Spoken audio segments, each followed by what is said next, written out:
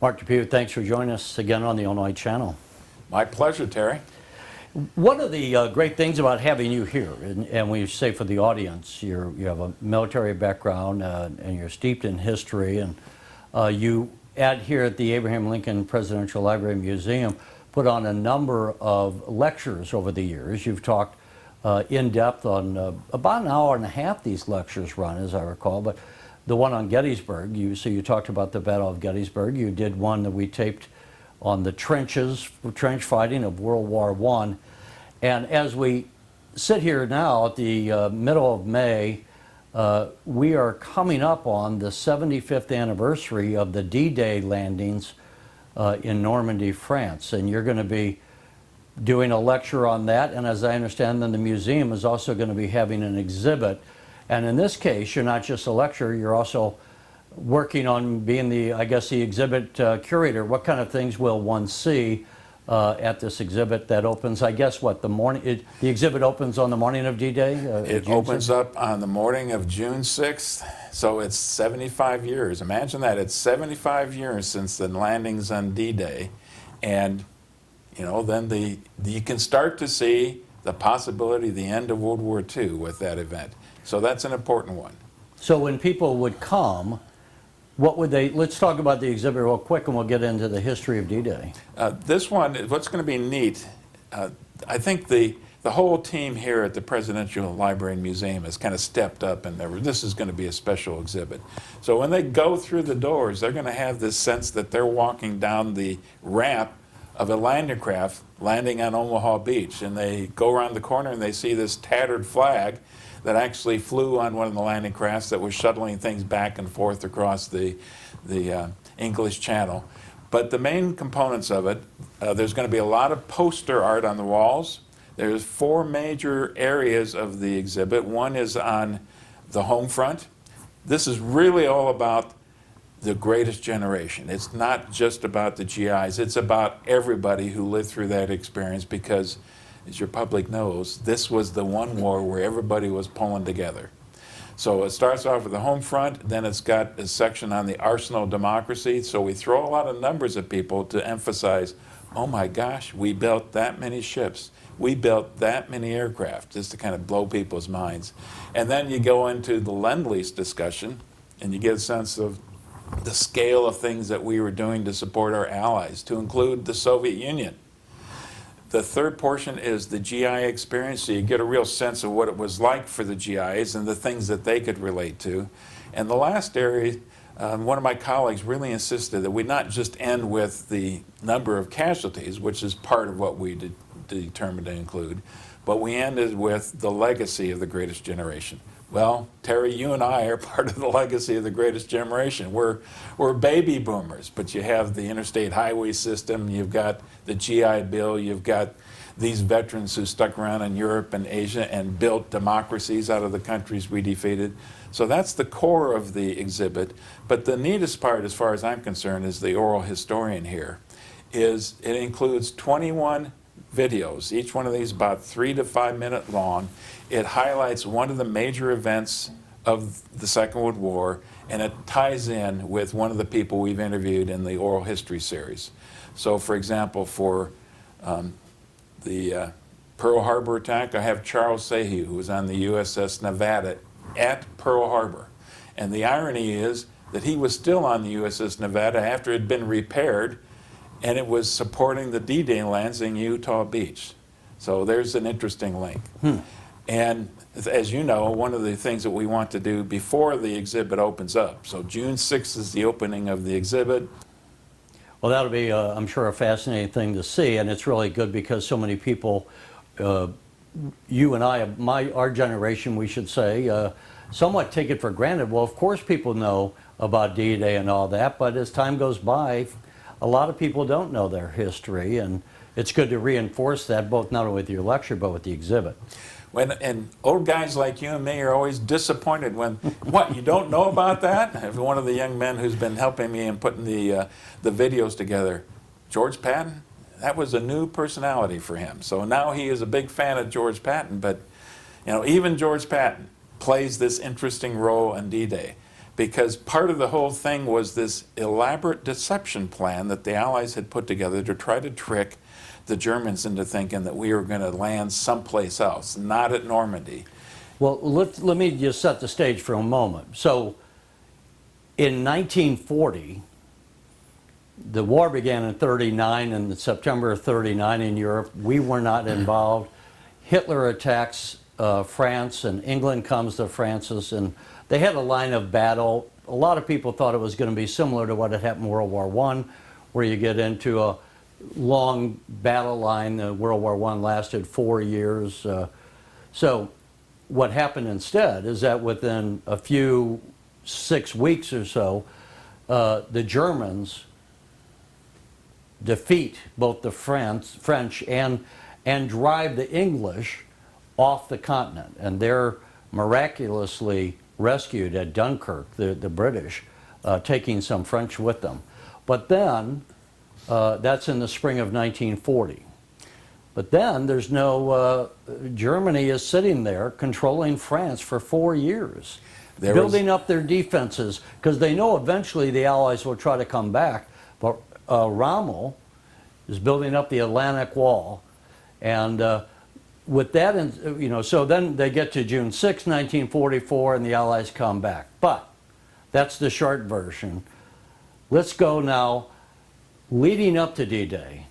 This has, I guess, was probably the largest armada, the largest amount of material supplies of war that had to be transferred from the United States across the Atlantic. Just what kind of, before we get to the actual landings, logistical might was involved in just preparing for that, and how long did that take? Was it years that it took, the planning? It did. It was about 2 to 2.5 years. Of course, during that time frame, the Allies had made the decision to land in North Africa, and then after winning in North Africa, moving to Sicily, and then after Sicily, moving to Italy. Meanwhile, you've got Stalin keeps saying, no, no, no, I want you to land in France. That's where the big action is. And Churchill especially, no, we're not ready for that. And most of the American brass was agreeing with that. It takes us longer to put something of this scale together. But really, you're talking about 2.5 years. So the months prior to D-Day itself, if you were to drive around southern England, it would feel like one gigantic supply dump.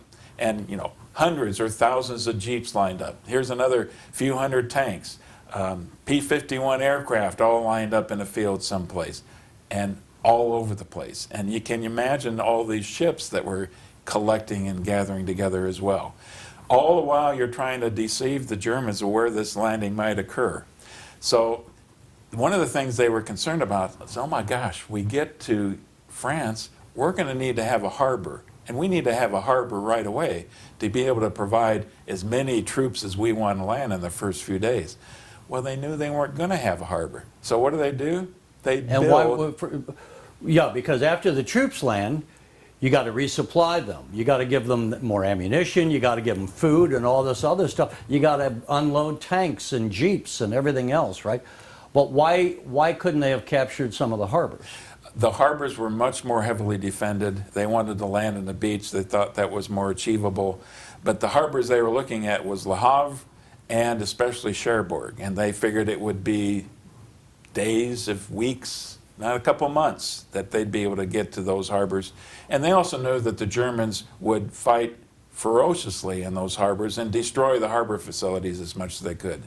So the solution was, well, let's build 2 harbors, haul them across the straits, the English Channel, and then set them up next to the beaches. So they called those the Mulberry harbors, and they had 2 of those. Massive operation. Can you imagine building a harbor and hauling that across as well? Well, and I know I actually spent my 19th birthday on the beaches at Normandy, at Aromanches, which is where they did do that. So they created a breakwater. Part of it was by bringing old ships over and sinking them, and they have a line, as we would have in any breakwater. The other interesting thing they did is they created these cement-like ships. It was almost like this room. They would have 2 or 3 good-sized rooms within this no ceiling, but just these chambers, And then once they got them in position, they opened the spigot and let the seawater in, the thing sank. It's essentially one huge cement box that, you're right, that Yeah. they would then sink into place, and then they could build things on top and establish a causeway from those all the way up to the beach itself that the trucks and everything else could offload on. So, as we just said, just the idea that you would create your own harbor, and they probably didn't get to that idea because it seems so improbable until they looked at the defenses the Germans had and thought, we'll be slaughtered. In fact, I believe it was 1942, they wanted to see, well, just how tough would the Germans be in defending. So they sent the Canadians over and had a landing. At Dieppe. At Dieppe. I can't recall what year it is, but it was a couple years beforehand. I think it was 42. It could have been 43. But basically, these poor guys, there were some survivors, but these guys just were torn to pieces. And that was one of the things where, well, okay, it's just if we attack the harbors, if we try to take the harbors, as you alluded to, and based upon that initial foray where they sent several thousand over there just to test them, they saw that no, the casualties would just be far too high. We're going to have to do something else. Yeah, Dieppe was a disaster. Everybody agreed it was a disaster, but in disasters you learn lots of important lessons, and they certainly did in that one. And before we got to D-Day, as you alluded to, but the first landing that we really had was in North Africa, and then we also had subsequent landings. I believe that was the first, and then we also had subsequent landings over, as you said, in Italy. Yeah, for those who watch Patton, you know, we know that Patton was fighting in Italy. Actually, they show him in North Africa, and then they go over to Italy. Yeah, and Sicily before that. So while those were different landings than the people who were planning the Normandy invasion, I'm sure Ike and the other planners took some lessons from those, or I suspect they were taking notes on how those went and maybe learned some lessons from that as well. They did. The landings at North Africa, I believe, were generally unopposed. The first opposition they got was from Vichy French troops. And there was a period of time when the Vichy French were resisting what the Allies were attempting to do, but they quickly kind of faded out of the picture. But then you get to Sicily, and then you get to the Salerno crossings at the tip of Italy, and then the Anzio crossing landings as well. All of those were opposed, but nothing of the scale of the resistance that they knew they would get when they landed in northern France. So if you're talking about a completely different scale, and the amount of time you had talked before about Ramo, the Desert Fox, the leader of the Africa Corps in North Africa, who fell out of favor for a little bit of time, and then he also had some illness issues. But then the months before the expected delay in the landings, he takes over the job of preparing the defenses. He had one notion about how the Germans should resist, and von Rundstedt had a different notion, and it was primarily about the issue of where to keep your reinforcements, and especially the panzer divisions. And Rommel wanted to keep them as close to the front as possible. And that's because he saw this as a fixed defense, and he saw this as it would be very, very difficult to move anything, because by that time of the war, the Allies had air supremacy, at least major control of the air. Rundstedt wanted to keep them a little bit farther back to be able to respond to that. And that was one of the big debates that you had. And then you had the events beforehand, the few days right before the actual invasion itself. Let me back up and say, so there's this huge effort to reinforce, to build this Atlantic Wall, to make it totally undefeatable, right? Impenetrable. And even if I would say, for those who, and a lot of people, of course, have gone over to France and gone up to Normandy and along the coast there, but you still see, even today, the cement pillboxes that the Germans created. In fact, some have been turned where people almost use them as basements and build on top of them. The Germans were convinced that the attack was going to come across Calais, which is the narrowest part of the channel. And that's where they had the heaviest forces, the biggest reinforcements that were available, the biggest pillboxes, the most heavily defended portions. But even in the Normandy area, it was very heavily defended. And yeah, and let's, I wanted to get there. So if you look at a map, the crossing the English Channel, the shortest gap is from England to Calais, the Right. Pas de Calais, as they say, right? And it's about 21 miles, as I remember. To go to Normandy was much further, would take hours for the relatively short on the 21 mile. And so the Allies enter into this massive deception, trying to fool the Germans as to just where they're actually going to land. Let's talk about the phony army. Well, they had an army that was commanded by George Patton. And as far as the Germans are concerned, George Patton, he's the best general the Allies have. Of course, he'll be the commander of the Allied forces they land in D-Day. Well, you and I know the backstory to that. We know about the slapping incident that George Patton had for the young soldier in the hospital in Sicily. So George Patton is in hot water. He's being disciplined. He's put on the sidelines, and here's the guy who has the most piss and vinegar, who really wants to go after the enemy, and Eisenhower's got him on the bench. But he's the perfect guy to be part of this phony army, to build this phony army, and lots of traffic feeding the spies that they had turned. They turned every single German spy in England, feeding them information, thinking that Patton's going to be the one who leads the assault across the Pas de Calais. And why was it a phony army? Well, it was a phony army on paper because the real army was heading to Normandy in that respect. And the other thing is they used blow up the artificial. They had like tanks that were really just inner tubes blown up. I mean, where you inflated them and they look like a tank because the Germans would be doing aerial surveillance, and they could see that we had these tanks and these different things, but they were not even real. I mean, from the air they looked real. There were so many elements in this deception plan they had. Part of it was, okay, now we want to have saturating bombing campaign in France for the couple months beforehand.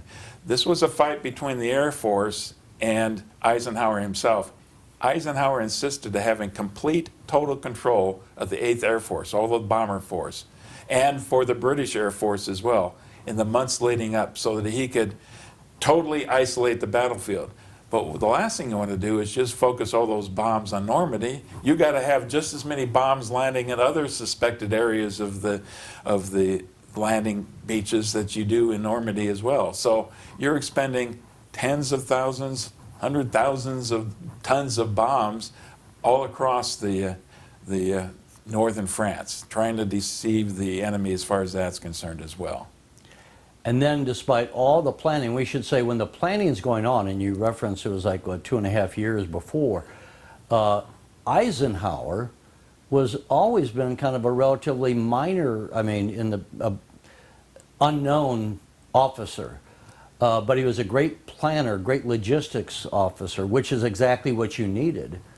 And then they elevate Eisenhower from, I think he was a major, wasn't he? Or I might have been a lieutenant colonel right at the beginning of the war. He'd always been associated with Douglas MacArthur. MacArthur's my best staff officer.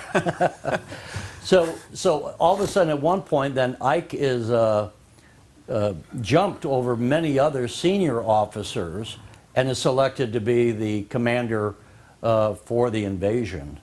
And so his career just shot up. I don't know the exact jump. Did he go from lieutenant colonel to what? Was it a 1-star, or did they? Well, he took step by step in the process. By the time you get to D-Day, I believe he is a 4-star general, a full general. And so in a relatively short amount of time, he just shot up. They just and that, I guess, was George C. Marshall's doing.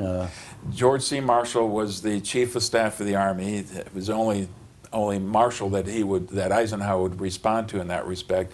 And I know that in the months prior to, at the point in time when Roosevelt had to make an important decision, who's going to command Allied forces in Europe? And there's only 2 choices. It was either Eisenhower, he'd already shown success in North Africa, Sicily, or George C. Marshall himself. Right. And Roosevelt was really struggling with that. And he finally decided, I don't think I could sleep well if I sent George C. Marshall over. And he had great regard for both men, and that's how Eisenhower got it. And a guy like Roosevelt, who's a politician, heart and soul, knows that that's a decision that probably makes Eisenhower a potential political candidate, president in the future, you know. So the political side, and kind of jump in one more thing. What was Eisenhower best at? He was a good politician. He had to deal with guys like Montgomery and Charles de Gaulle. I mean, both these guys had mammoth-sized egos. And Winston Churchill. Winston Churchill. Mammoth-sized ego. And Roosevelt. They'll throw him in there as well. And poor Ike was going crazy because, I mean, he's dealing with the Allies, but there was many times where there was just such bitter rivalries and jealousies that Ike was would have pulled his hair out if he had any there to pull out. I mean, imagine we're talking about people who had as big egos as Patton did, or even bigger, you know. Yeah. And that was Eisenhower's challenge, to try to get that whole mix to work and to have that crew work together. And then you get to the few days right before the planned offensive, the planned invasion, which was June 5th, and the weather just turns awful. It's absolutely awful. But you load everybody up. And it wasn't just a rain. It was like one of the worst storms in decades, wasn't Yeah, it was one of the worst storms that the English Channel had seen in a long, long time. And still, he's the one guy, the one and only guy. Everybody's feeding him information back and forth. All the commanders have an opinion about this. Do we delay this attack or not? So everybody loads up in the ship, and it's got to be like a day or two beforehand that you've got to load up in these ships. So now you've got 156,000 troops that are going to land on day one, on D-Day, and they're all in these ships, crammed into these ships. And now they're sitting in here, and about the time they're just hours before they're ready to head across the English Channel, Eisenhower faces reality, and he says, I have to postpone for a day. Well, you don't take all those guys off the ship. You leave them on the ship for another 24 hours with nothing to do about thinking about what their fate is, nothing to do about thinking about how god-awful miserable they are, because they're now, by this time, they're seasick. And then you get to June 6th, and those ships take off from the English ports early the morning of June 6th and go across the channel. And by the time you've got these troops looking to land on the beaches of D-Day, they're seasick, they're dead tired, they're soaked to the skin, they're in miserable condition, and most of them want nothing more than to get off that stupid ship they've been sunk on. And then when they get there, and some of our forces were dropped, parachuted in the night before, behind enemy lines. 23,000 troops, one British division that was on the north side, on the east side of the British landing beaches, and then the American divisions, the 82nd and the 101st, were on the western side. So they were to seal off the two flanks of the beach landings. That was their mission. 23,000 on the night before. Some expectation that perhaps they would have as many as 75% casualties. Nothing nearly that, but these were still terribly bloody experiences for the airborne in all three divisions. And the problem, especially for the American divisions, was it was so overcast, they got so much flak that the pilots that were flying them over weren't sure exactly where they were, had to fly higher than they thought they had to fly quicker than they thought they did, and so the airborne troops were just scattered all over the area. None of them practically, only a couple of the units actually were anywhere close to their specified landing sites. Sometimes any number of movies give us a pretty good idea, at least of some of the factual things. Maybe they don't capture the emotional essence. How could you, and exactly? Now, Saving Private Ryan, which really wasn't about D-Day, but it has the great opening of the landings. And many people say that was probably the closest, as far as in Saving Private Ryan, to what it would have been like in cinema to land. The other great movie is The Longest Day, which came out around 1964, around the 20th anniversary. As a historian, I trust you've seen The Longest Day. Oh, yeah. While that didn't capture the emotional essence as we saw in Private Ryan, Was that more or less factual, would you say? Yeah, it's certainly factual. It's based on Cornelius Ryan's book. All these little vignettes, these wonderful little stories that he was able to weave together in the book, and they did a fantastic job, I think, in the movie itself to bring all of those things into life, to get the sense of confusion the paratroopers had as they're, you know, they can't find anybody, and they've got these little clickers that try to identify who's friendly and who's not friendly. The one thing that people are critical about in The Longest Day is the actual landings at Omaha Beach, because it's just not nearly as horrific and bloody and chaotic as the veterans remember it. And that's the point where Saving Private Ryan really is superb, and you hear those bullets zipping through the water, and you get a real sense, oh gosh, that's what it was like. Yeah. How horrible that experience must have been. And we see somewhat, I mean, again, when to pick up the narrative where we were, the soldiers get off the ships that can't come in too close because the water's too shallow as you get to the beach. They climb down these rope disembarking, I don't know what they're called, netting. They go into a landing craft. Those landing craft were developed down by New Orleans, right? There was a variety of landing craft. That's one of the things I really want to highlight in my lecture, the variety of landing craft. But the one that's iconic is the LCVP, the Landing Craft Vehicle Personnel, otherwise known as the Higgins boats. And those mostly were built down in the Higgins factory in New Orleans. And so those are the ones that get in close to the beach. And that's a horrific experience as well, because, you know, the beach isn't nice and gradual incline here. It goes like this. So they get, in a lot of cases, they would get close as they could. And let's face it, some of these captains of these little LCVPs weren't crazy about getting too close. They were taking shell fire by that time. Right. A lot of guys would go down that ramp of the landing craft, and suddenly they'd find themselves over their head in water or up to their chest in water. And they're carrying, probably in many cases, more weight than they weighed themselves. And quite a few people drowned in that experience. A lot of them, the only thing they could do to survive was just start pitching everything they had.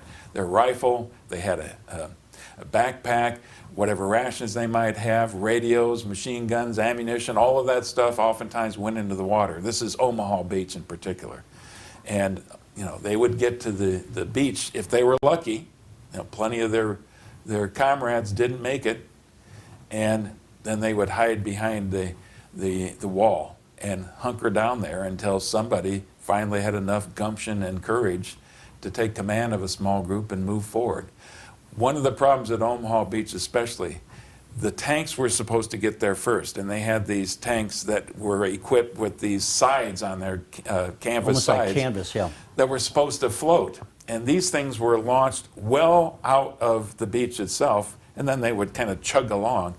Well, as turned out, the infantry got there before the tanks. The tanks were supposed to land first.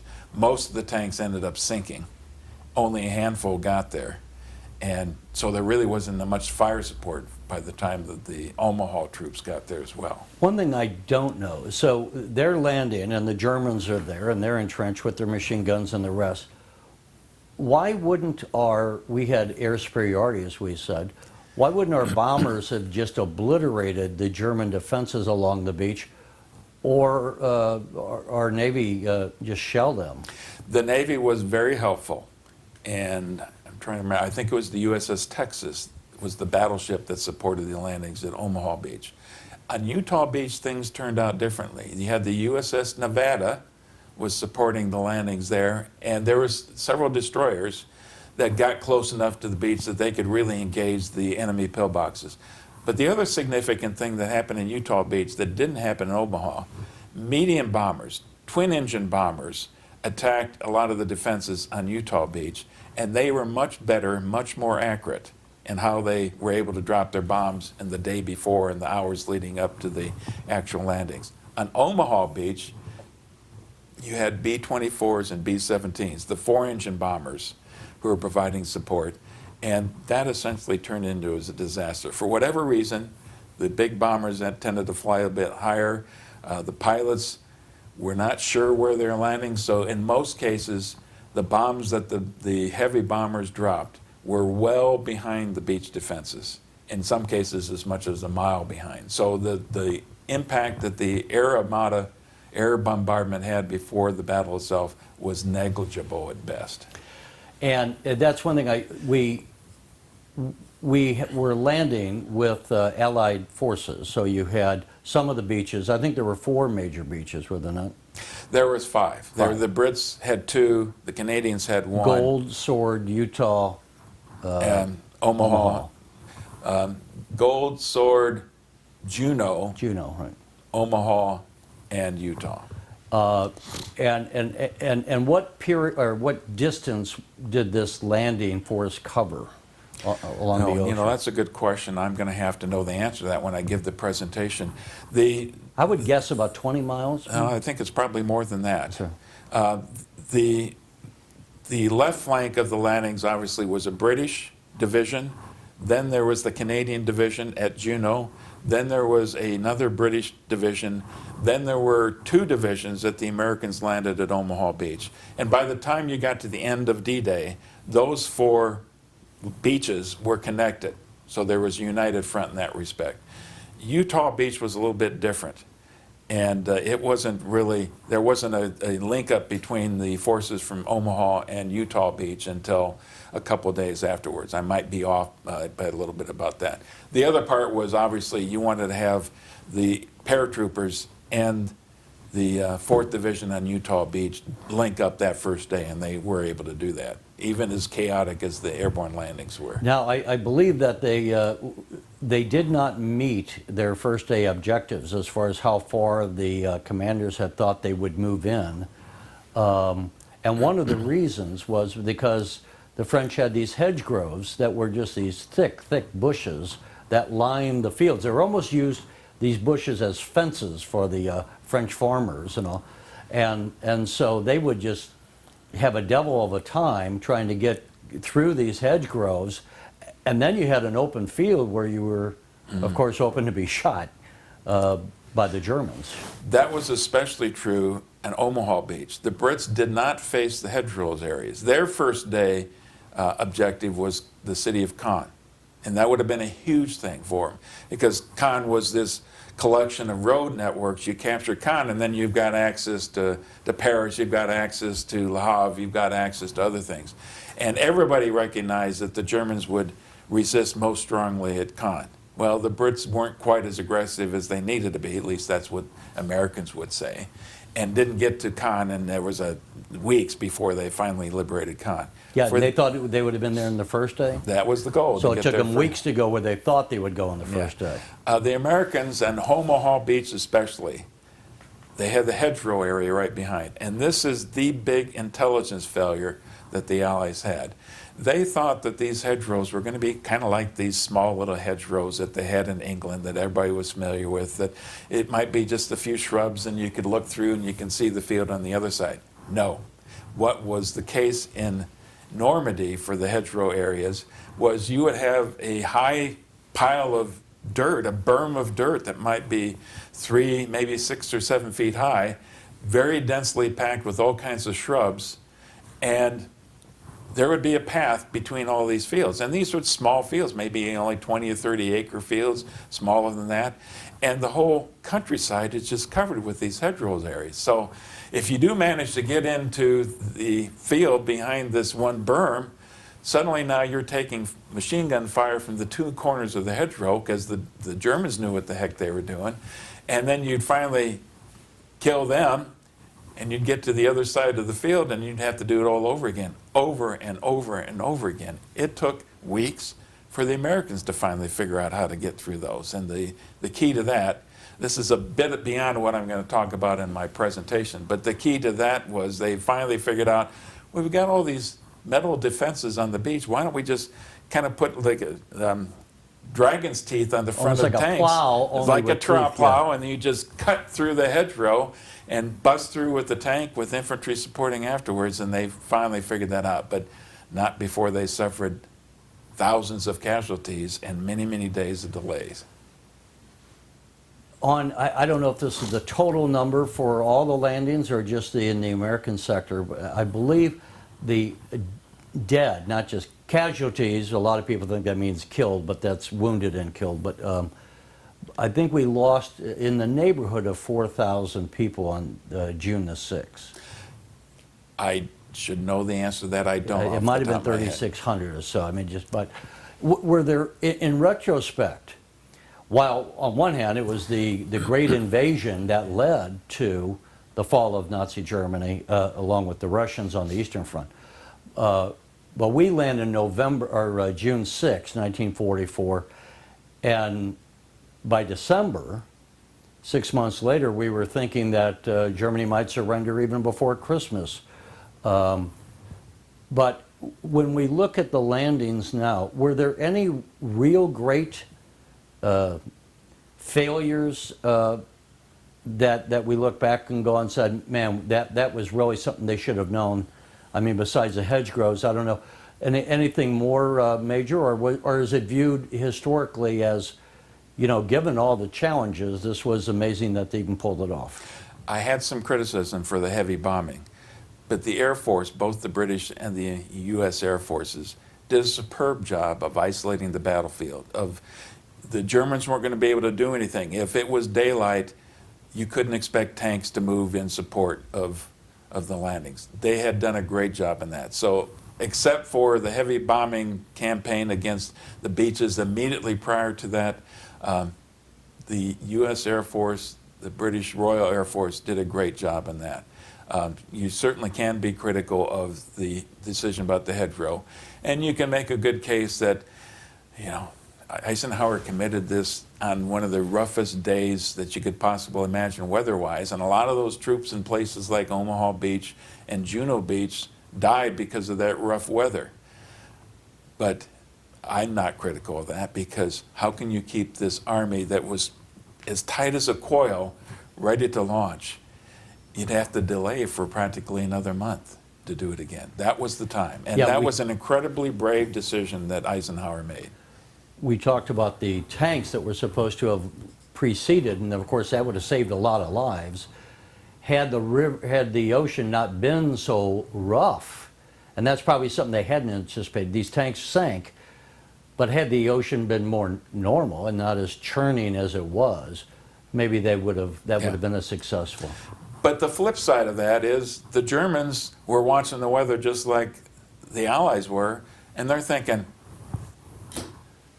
the invasion can't possibly happen now. The Allies aren't going to be that stupid to launch an invasion, one of the worst storms in the English Channel in years. So they had a lot of their senior commanders, division commanders, corps commanders, army commander, a lot of the regimental commanders were off at a war game, well behind the front lines. Ramos, not in France. He was visiting his wife because it was her birthday, and he was taking her a pair of shoes. Hitler was sleeping, and none of the German panzer divisions could be released unless they were personally released by Adolf Hitler. Well, who has the courage to wake up Adolf Hitler? He didn't get up until noon on D-Day, and then he was convinced, oh, this is just a diversion. The main landing will still be at Pas-de-Calais just like we think.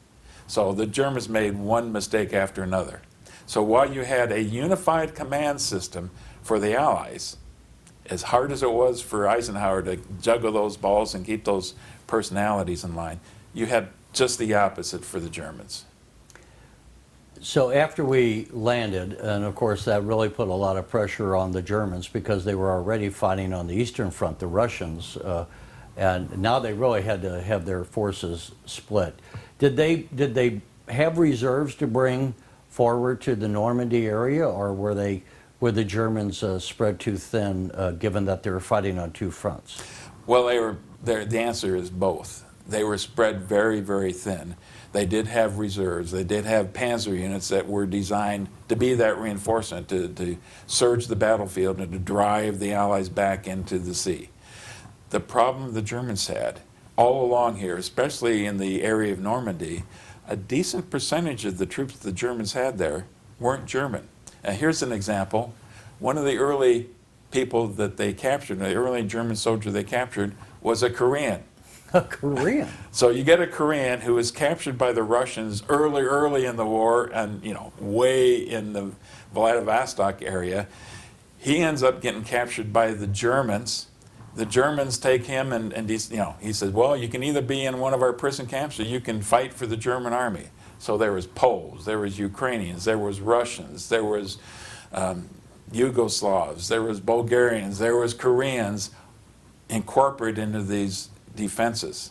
And they also had a lot of German units that were consisting primarily of teenagers and people, veterans over 35 or 40, or people who had been severely injured in the Eastern Front, and they could still perform some duty. So that was the nature of a lot of the troops that they had that were available for the Germans at the beginning of D-Day. And not surprisingly, you had a lot of the Germans that resisted tenaciously, and you had an awful lot of people that surrendered because I'm a Pole, I don't want to be here, I'm going to take the first opportunity to surrender. Why, in a historical context again, why does D-Day matter? What if we hadn't landed there? The war in Italy was going very slowly. The Italian terrain was perfect defensive terrain for the Germans. Not too long after D-Day, the Allies also landed in southern France. But everybody recognized that the major front would be the landings in northern France, which is what happened obviously at D-Day. The Germans recognized that was the key. Certainly the Allies did as well, and that's exactly what Stalin was hoping for all along. That was the big show. The things that were happening in Italy and southern France were always a supporting act to the big show. So it was the quickest way to get to Paris, to liberate Paris. It was the quickest way to get to the Rhine and to get to the Ruhr, which is the center of German industrial power.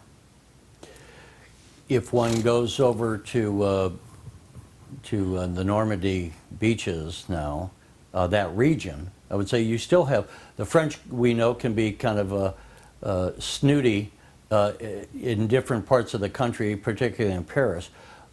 But my experience, and I think of others, when you go to Normandy, they're still very fond of the Americans. Yeah, absolutely the case. They recognized the debt they owed to the Brits and the Americans. The Brits had to wait 4 years. The French waited 4 years to be liberated. 4 years. That was another reason for success. There was an awful lot of French resistance that geared up right before the invasion itself. So they had skin in the game as well in a big way.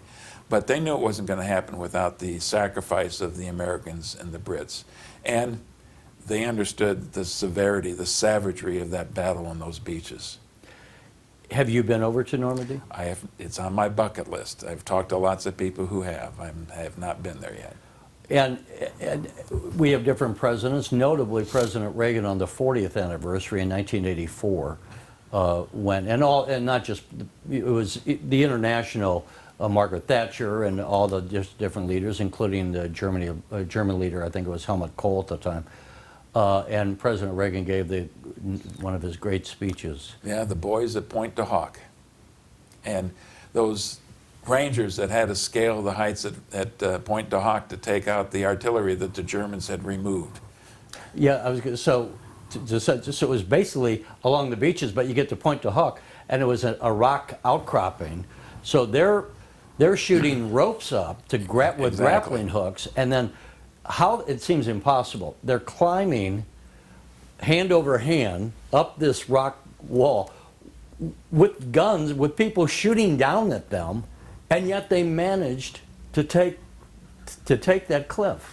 The old salt would tell you, well, the only reason they got up there is because they had destroyers out in the water firing at those Germans on the top of the cliff, keeping their heads down. And there would be some element of truth to that, but that doesn't take away from the incredible courage of the Rangers who had to scale those heights. Yeah, and they thought the Germans had these big guns that would have blown or had a good line on the beach and would have just decimated us. So, and again, as you said, they get up there and they go inside the cement housing, And the Germans had removed the guns that they were assigned to take out. It didn't take more than a couple more hours that they discovered the guns, and there was small elements of Rangers. Most of the stuff that was happening, the success that was happening, especially in the American beaches, was small units of 10, 20, 30 men at most, and individuals, sergeants and lieutenants and captains and sometimes privates who would take the initiative, and that was certainly the case for the Rangers as well. Mark, as we look at the 75th anniversary of D-Day, what is the legacy of it today? The legacy. You know, you think back on the important events of World War II as far as Americans are concerned. Certainly you've got Pearl Harbor. You've got the flag raising on Mount Suribachi in Iwo Jima. But the other thing that people can identify with, if there's an iconic moment that people can identify with, it's D-Day. And it's because of the courage of those guys who are running down the ramps of the Higgins boats going into almost certain death on Omaha Beach. And you begin to realize the sacrifice, the dedication, and like I said, the courage that it took for us to overcome and to go after the enemy. And those are inspirational things that people still can identify with today, that still resonates with people who has any understanding of what had happened. And the other thing I would say is France and Germany went to war in 1870s, the Franco-Prussian War. They go back to World War I, and that was supposed to be the war to end all wars, and here we go back to war again just 20 years later. Yeah. But since World War II, Europe has been at peace now for 75 years. That's why we are ending our exhibit with the legacy of the greatest generation.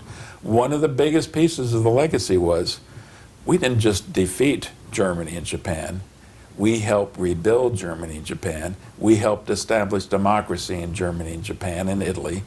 And we had the Cold War, but essentially it's been a much more peaceful world in those 75 years afterwards. Well, Mark, thank you for joining us. It's been fun talking to you, Terry. Thanks. Thank you for watching the Illinois Channel. You may also wish to follow us online, where you are free to make comments or program suggestions. Get our breaking news updates on Twitter, where you can find us at Illinois Channel. You can find our past programming on YouTube at youtube.com/IllinoisChannelTV. Or you can go to the Illinois Channel website at IllinoisChannel.org.